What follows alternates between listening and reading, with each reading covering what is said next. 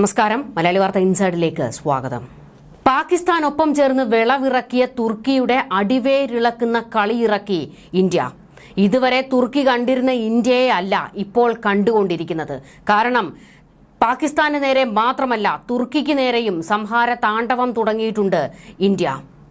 ആയുധങ്ങൾ കൊടുത്ത് പാകിസ്ഥാനെ പരമാവധി സഹായിച്ച തുർക്കിയുടെ അടിവേര് മാന്തുന്ന നീക്കത്തിലേക്ക്, അതായത് തുർക്കി സേനയുടെ തല പിളർക്കാൻ കഴിയുന്ന കേമന്മാരെ പുറത്തേക്കിറക്കിയിട്ടുണ്ട് ഇന്ത്യ. തുർക്കിയുടെ ശത്രുക്കൾ ഇപ്പോൾ ഇന്ത്യക്ക് മുൻപിൽ ക്യൂ നിൽക്കുകയാണ്. ഇന്ത്യയുടെ ബ്രഹ്മാസ്ത്രങ്ങളും അതുപോലെ തന്നെ വജ്രായുധങ്ങളും വാങ്ങിക്കൂട്ടാൻ വേണ്ടിയാണ് ഇവരുടെ തിരക്ക്. തുർക്കിയുടെ ശത്രുക്കൾക്കെല്ലാം അത് കൊടുക്കാൻ തന്നെയാണ് ഇന്ത്യയുടെ തീരുമാനം. ഇതോടുകൂടി എർദോഗാന്റെ കിളി പാറിയിരിക്കുകയാണ്. കാരണം പാകിസ്ഥാനിൽ ഇന്ത്യ പുറത്തെടുത്ത സൈനിക നീക്കങ്ങൾ, അതിനുപയോഗിച്ച ആയുധ കരുത്ത്, അതെല്ലാം കണ്ട് ലോകരാജ്യങ്ങൾ പോലും ഞെട്ടിയിരിക്കുകയാണ്. ഇന്ത്യയുടെ പവർ എന്താണ് എന്ന് ലോകരാജ്യങ്ങൾക്ക് ബോധ്യപ്പെട്ട നിമിഷം. ഇതോടുകൂടി ഇന്ത്യ തദ്ദേശീയമായി നിർമ്മിച്ചെടുത്ത ആയുധങ്ങളുടെ കരുത്ത് എത്രത്തോളമാണെന്ന് തുർക്കിക്കും ബോധ്യപ്പെട്ടിട്ടുണ്ട്. ഈ ഘട്ടത്തിലാണ് തുർക്കിയുടെ ശത്രുക്കളുടെ കൈകളിലേക്ക് ഇന്ത്യയുടെ ആയുധങ്ങൾ എത്തുന്നത്. അതിലും വലിയ അടി തുർക്കിക്ക് കിട്ടാനില്ല. എർദോഗാൻ പാകിസ്ഥാന് ആയുധങ്ങൾ കൊടുത്ത് സഹായിച്ചത് പാക് ഭരണകൂടത്തോടുള്ള മമത കൊണ്ടല്ല, മറിച്ച് ഇന്ത്യയോടൊരു ചെറിയ ചൊരുക്ക് തുർക്കിക്കുണ്ട്. അതായത് ഒരു പക ഉള്ളിൽ കിടന്ന് കത്തുന്നുണ്ട് തുർക്കിക്ക്. അർമേനിയയെ പിന്തുണയ്ക്കുന്നതിന്റെ ദേഷ്യം. ഇതുകൊണ്ടാണ് പാകിസ്ഥാനെ അവർ ആയുധങ്ങൾ നൽകി സഹായിച്ചത്.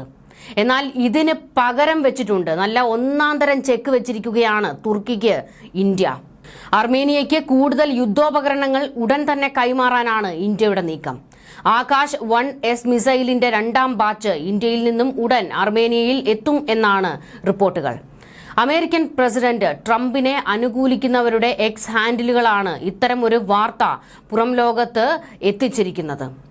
Breaking, India is ready to ship second batch of Akash 1S missile system to Armenia എന്നാണ് ആ പോസ്റ്റ് വ്യക്തമാക്കുന്നത്.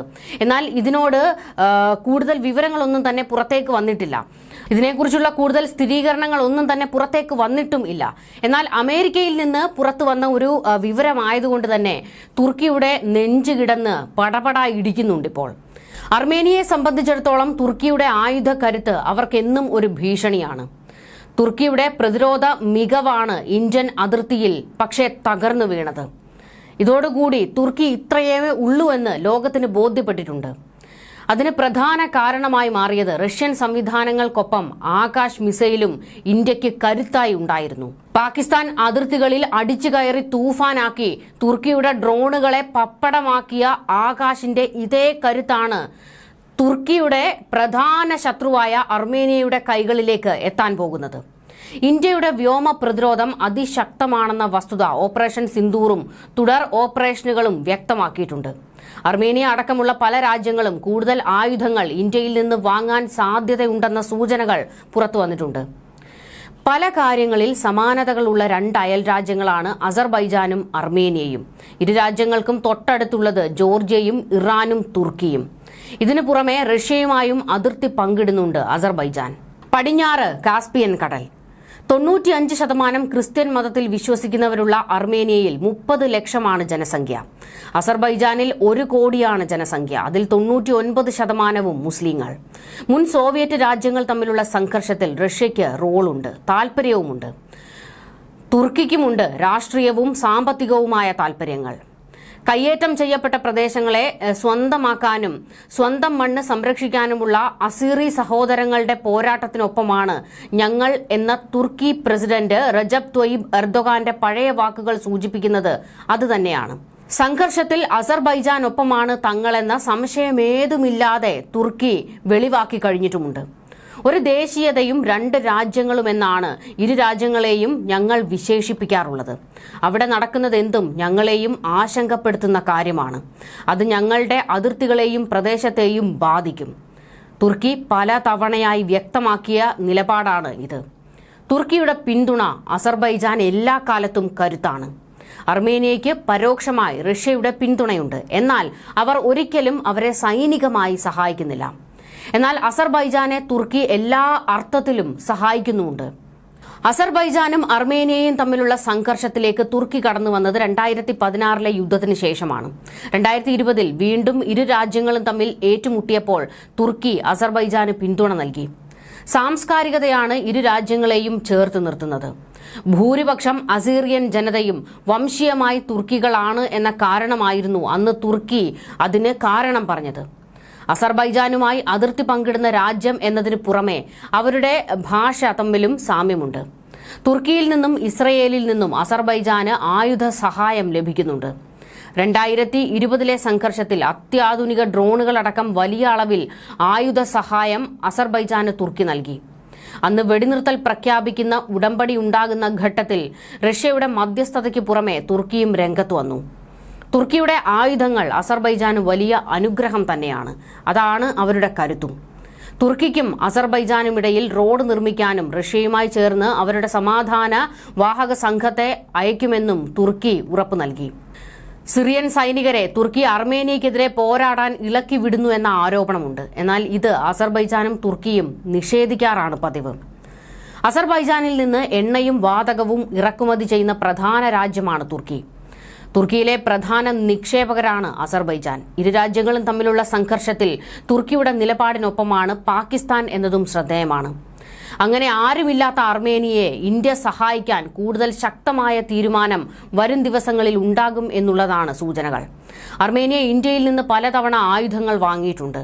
ആയുധങ്ങൾ വിന്യസിച്ചിരിക്കുന്ന സ്ഥാനങ്ങൾ കൃത്യമായി നിർണ്ണയിക്കാൻ കഴിയുന്ന ഇന്ത്യയുടെ 4 സ്വാതി റഡാറുകൾ അർമേനിയ 2020 വാങ്ങിയിരുന്നു.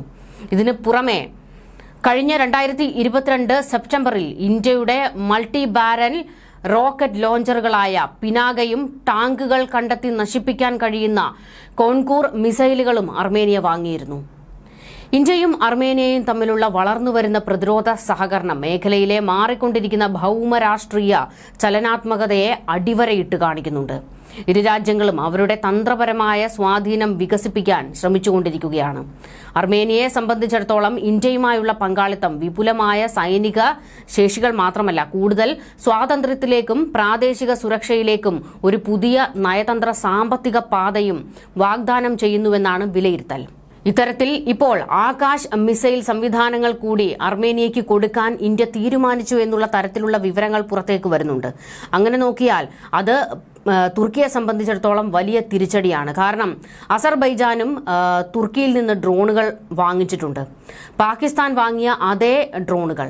ഇതാണ് ആകാശ് മിസൈലുകൾ തകർത്തെറിഞ്ഞ് പാകിസ്ഥാനെ ഛിന്ന ഭിന്നമാക്കിയത്. അങ്ങനെയെങ്കിൽ ആകാശ് മിസൈലുകൾ അർമേനിയയുടെ കൈകളിലേക്ക് എത്തുമ്പോൾ അത് അസർബൈജാനെയും അതുപോലെ തന്നെ തുർക്കിയെയും സംബന്ധിച്ചിടത്തോളം വലിയ തിരിച്ചടി ഉണ്ടാക്കും.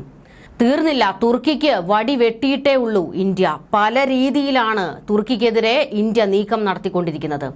പാകിസ്ഥാന് പിന്തുണ നൽകുന്ന തുർക്കിക്കെതിരെ കടുത്ത നടപടിയുമായി വീണ്ടും കേന്ദ്ര സർക്കാർ രംഗത്ത് വന്നിട്ടുണ്ട്. തുർക്കി ആസ്ഥാനമായി പ്രവർത്തിക്കുന്ന ഗ്രൗണ്ട് ഹാൻഡ്ലിംഗ് കമ്പനിയായ ജലബി എയർപോർട്ട് സർവീസസിന് ഇന്ത്യയിലെ വിമാനത്താവളങ്ങളിൽ വിലക്കേർപ്പെടുത്തിയിരിക്കുകയാണ്.